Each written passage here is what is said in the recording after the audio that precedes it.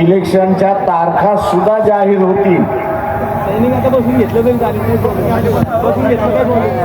आणि आपल्या समोरचं असणारं लक्ष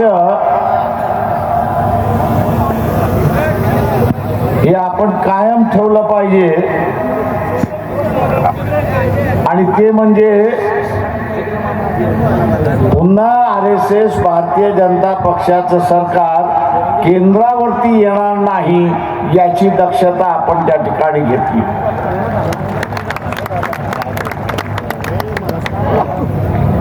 या इलेक्शनच्या अगोदर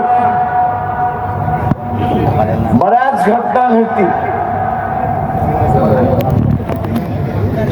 दंगली सुद्धा घडवण्याचा प्रयत्न होईल,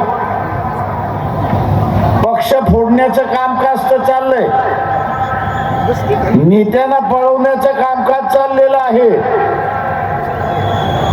पण शेवटी मतदाराने दाखवण्याची गरज आहे की खरा या देशाचा राजा हा मतदारच आहे आणि तोच ठरवेल की उद्या सत्तेवरती कोण बसणार आहे.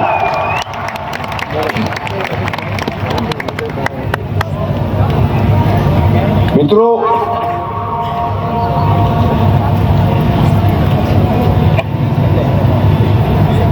आपल्याला असणारा उद्या युती होईल ना होईल सांगता येत नाही. व्हावी अशी आपली असणारी इच्छा आहे, पण आपल्या इच्छेचं काय करणार? त्याला मोदी असणारा रिंग मास्टर बसलेला आहे.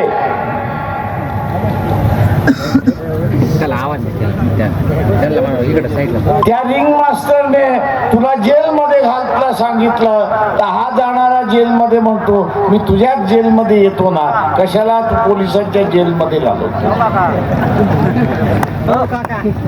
आणि अशा अनेक घटना होतात.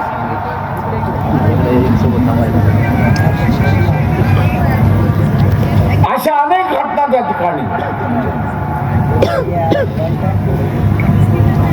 पण काही झालं तर आपण आपलं गणित पक्का करून घ्यायचं. आपलं गणित काय? फुले शाहू आंबेडकरी विचाराचा एक मतदार, फुले शाहू आंबेडकरी विचाराचा एक मतदार यांनी आपल्या बरोबर 5 मतदार जोडले पाहिजे. आपलं गणित काय? तर एक फुले शाहू आंबेडकरी मतदाराने, एक फुले शाहू आंबेडकर मतदाराने त्याच्या बरोबर 5 मतदार जोडले पाहिजे. आणि ज्या दिवशी 5 मतदार आपण जोडलेले आहे त्या दिवशी भारतीय जनता पक्ष RSSचं सरकार केंद्रामध्ये येणार नाही हे आपण असताना लक्षात घ्या.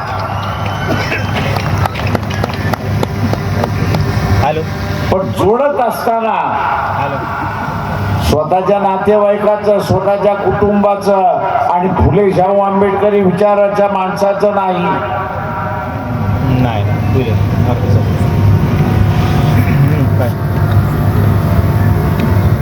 तर जो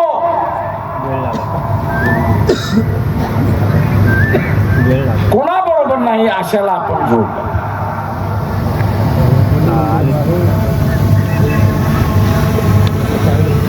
हे शक्य आहे का? मतदाराला शक्य आहे का? मग साम दाम जे काही कुलुप्त्या वापरता येतील त्या आपण वापरल्या.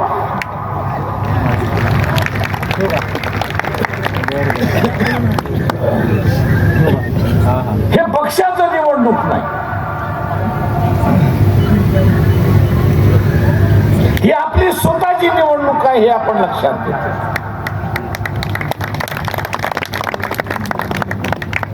इथे सत्तेवरती कोणाला बसवायचं याची निवडणूक नाही.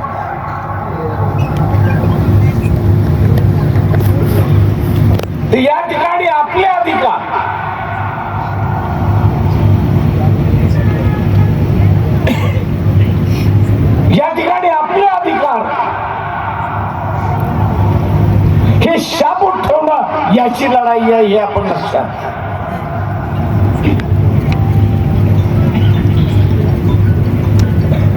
उद्याची व्यवस्था काय होणार याची चुणूक इथल्या सरकारने दाखवून दिली.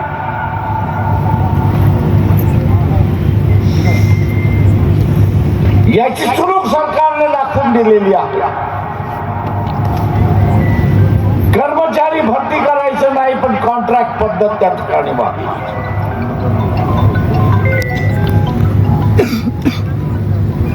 कॉन्ट्रॅक्ट वरती कामगार भरती करायचं.